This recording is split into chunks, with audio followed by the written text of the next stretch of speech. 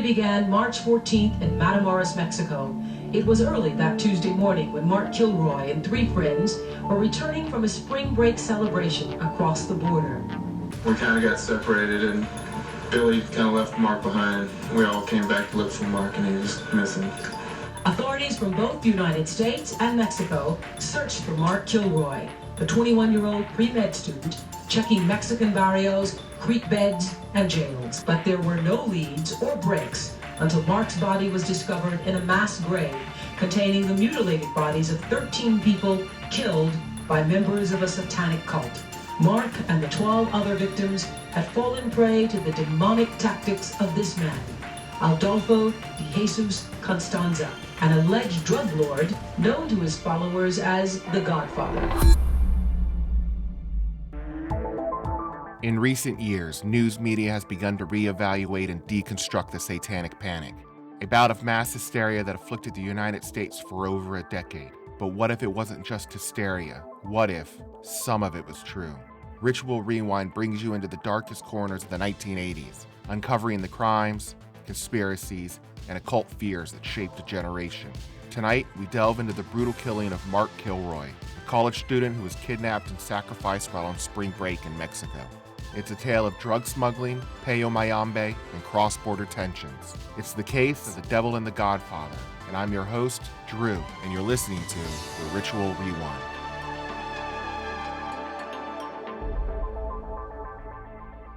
Today, investigators from South Texas spent a second day in Mexico City.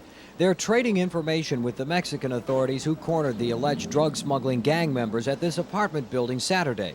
Witnesses say the fugitives started throwing money from the windows as police surrounded the place.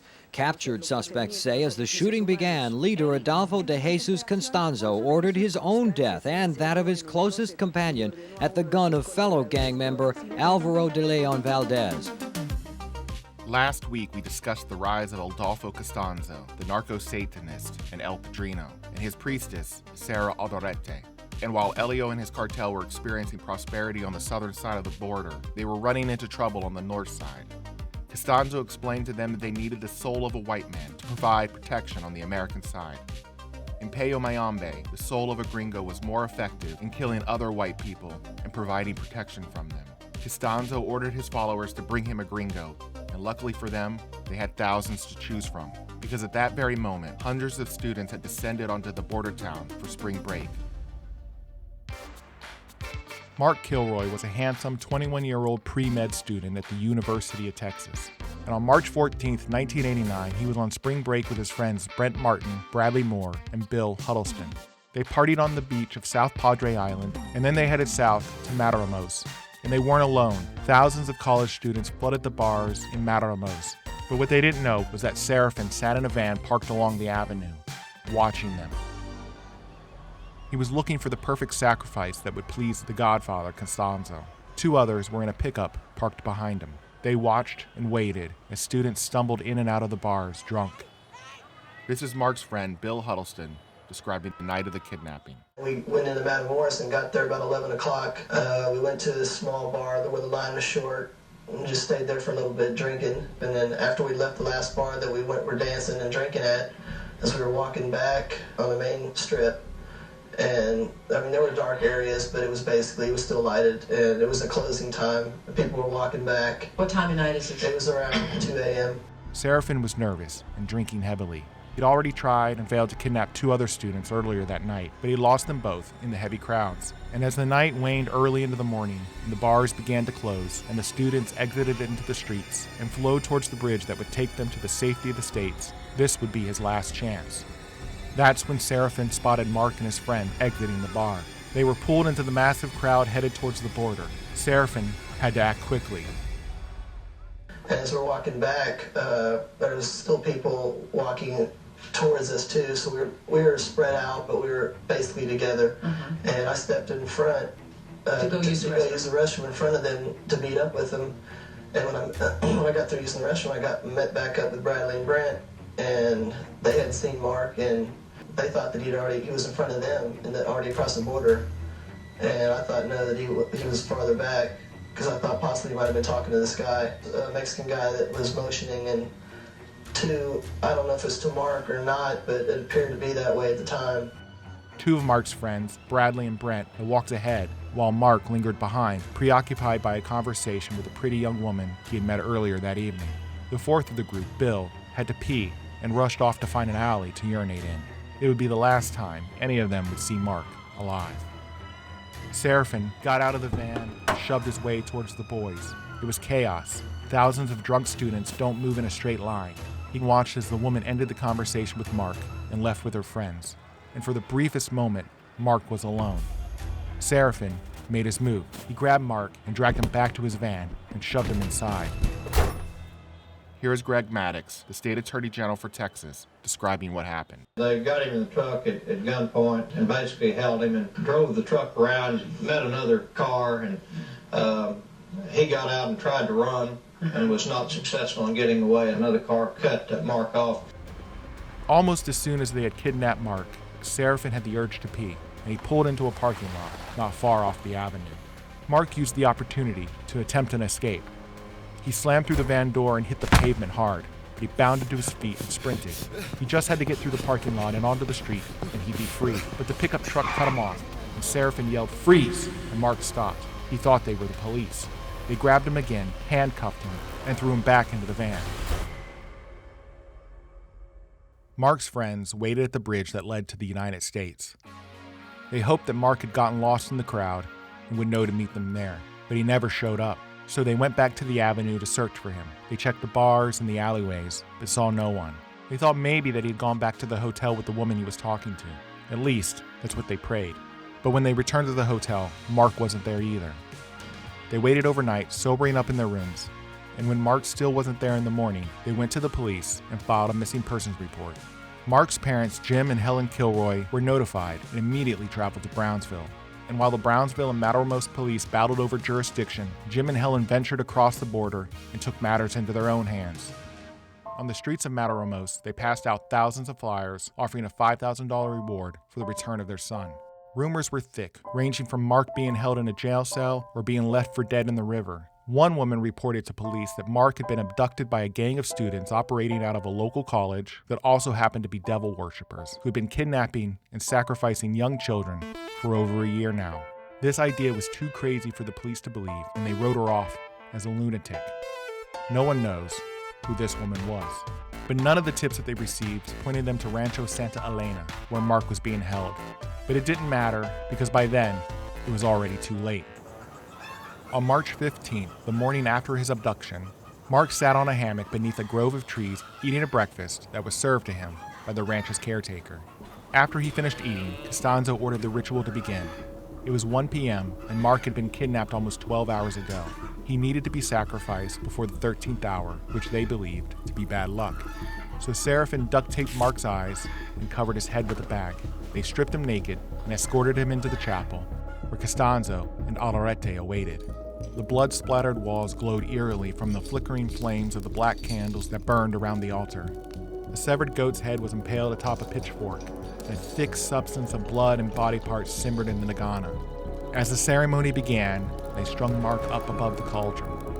Constanzo split open his skull with one strike of the machete, and after the ritual was complete, they ripped out Mark's spine and buried his body on the ranch.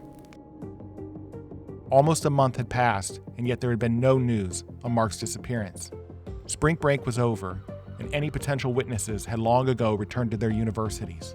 America's Most Wanted had filmed and aired an episode on Mark's disappearance, and still, there was nothing. It seemed to authorities that Mark would never be found, and if it wasn't by an impetuous act by one of Constanzo's followers, he may never have been. The federales had established roadblocks in the rural areas around Matamoros, not in a search for Mark, but as a deterrent for the Hernandez family, and to slow their operation of running drugs across the border.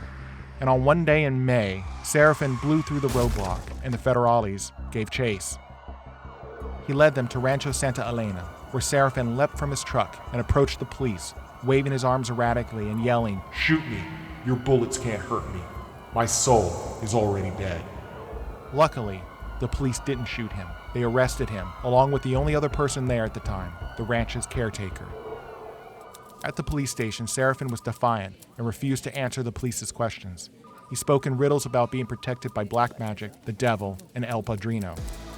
But the caretaker saw a photo of Mark amongst the chaos of the detective's desk and pointed to it. He told them, "I've seen that boy. I gave him food."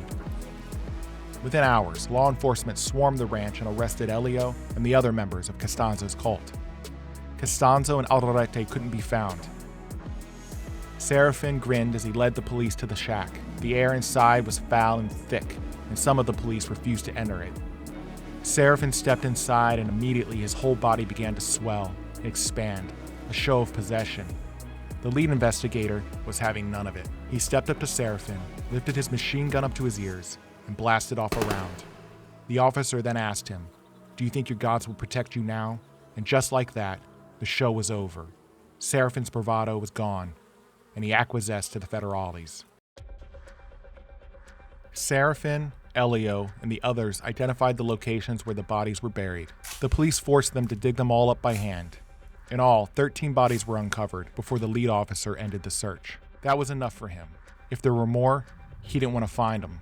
The scandal was already too much. Mark's body was uncovered in a grave midway between the shack and the corral. Both legs had been severed above the tibia. There was no ritual reason for this. It just made him easier to bury. Mark had been decapitated and his brains removed. Mark's ribs had been shattered, his bones wrenched upwards. His heart was gone, along with his fingers, toes, and testicles. Those could all be found in the nganga. But what they couldn't find was his spine. The group had cut out Mark's backbone and threaded it with wire so that Constanzo could use it as a necklace. A curandero, a good witch doctor, was brought in by the police to cleanse the area and expel the demonic forces that dwelled within it. The curandero circled the shack, muttering incantations and sprinkling holy water around it. He then poured gasoline over it and burned it to the ground. As Constanzo's temple burned, he and Aldrete were fleeing to Mexico City. That's where Constanzo believed his powers were the strongest. For her part, Aldrete said that she was a victim in all of this, and that she was being held captive by Constanzo.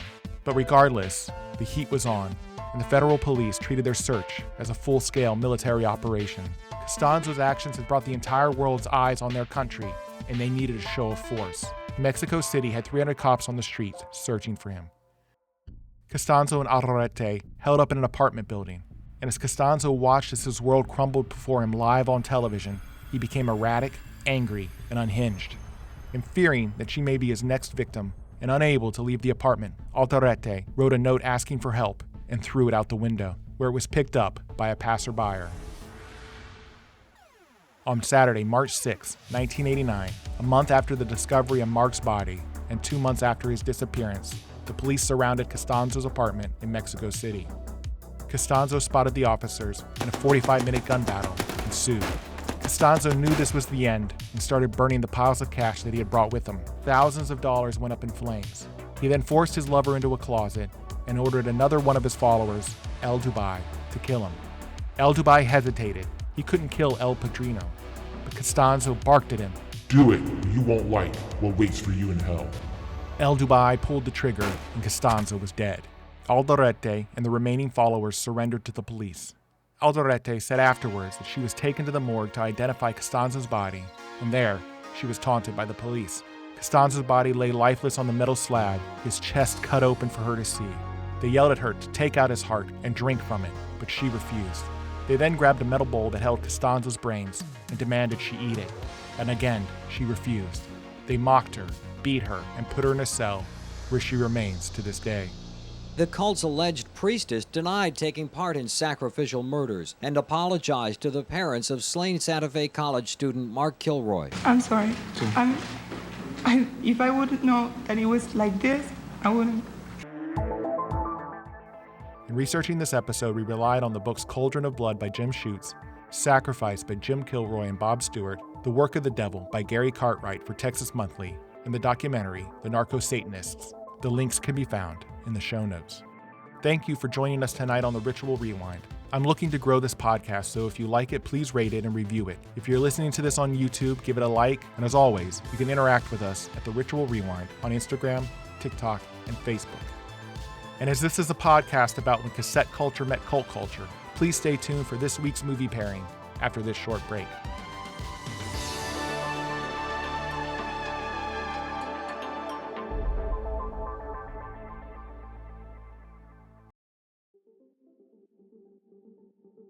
My intention originally was to review the 2007 film Borderlands, which was loosely based on this case. But I learned very early on in the screening that it was one of those torture porn films that was so popular during the early aughts and that I so much detest. So instead, this week's film is the classic Angel Heart. Released in 1987, Angel Heart stars Mickey Rourke as a private detective in Brooklyn, New York during the 1950s. He's hired by a curious figure named Louis Cypire to find the musician Johnny Favorite, who owes him a debt and has disappeared, denying Cypire the ability to collect. Mickey Rourke's character, Harry Angel, quickly finds himself on the hook for murder and flees Brooklyn, following a lead to New Orleans, where he meets Epiphany, played by Lisa Bonet, the daughter of Johnny Favorite. Through her, he's introduced to voodoo and the occult practices, which leads his investigation down an ominous path. And I'll stop there, because any further discussion would spoil the fun. But this film is a sweaty noir of the best kind, with dark religious themes and great performances by Rourke, Bonet, and De Niro. I'll rate this 4 VHS tapes out of 5 and highly recommend. Thank you, and good night.